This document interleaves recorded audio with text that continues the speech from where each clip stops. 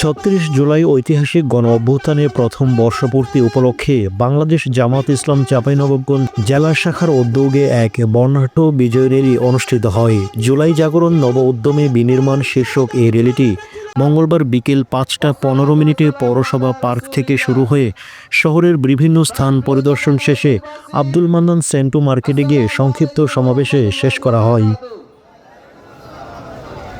সংগ্রামী উপস্থিতি, আপনারা জানেন আজকের এই দিনটি হচ্ছে সেই গণ অভ্যুত্থানের ২৪-এর যে গণ অভ্যুত্থান অনুষ্ঠিত হয়েছিল, সেই গণ অভ্যুত্থানের ৩৬শে জুলাই। সংগ্রামী উপস্থিতি, আজকের এই দিনে ছাত্র জনতা যে প্রতিরোধ গড়ে তুলেছিল, সেই প্রতিরোধের মুখে স্বৈরাচার খুনি হাসিনা সরকার এই বাংলাদেশ থেকে পালিয়ে যেতে বাধ্য হয়েছিল। সংগ্রামী উপস্থিতি, এই বাংলার অপময় ছাত্র জনতা যে গণ আন্দোলন প্রতিরোধ গড়ে তুলেছিল, সেই প্রতিরোধের মুখে খুনি হাসিনা সরকার এই বাংলাদেশে না দেখতে পারে। জুলাই বিপ্লব গণ অভ্যুত্থানের ১ বছর পূর্তি উপলক্ষে আজকে ৫ই আগস্টে চাঁপাইনবাবগঞ্জ বাংলাদেশ জামাত ইসলামের মিছিল শেষে পথসভায় আমরা আপনাদেরকে কয়েকটি কথা বলার জন্য উপস্থিত হয়েছি।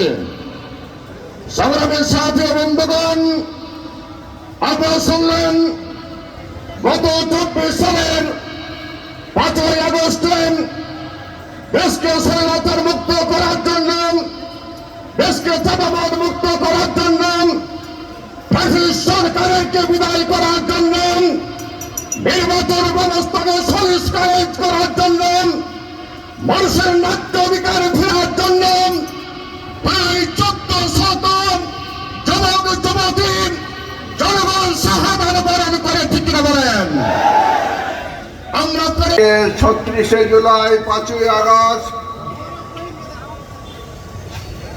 কোটা আন্দোলনের বিরোধী সফলতার দিন, ১ বছর পূর্তি উপলক্ষে আজকের এই গণসমাবেশ।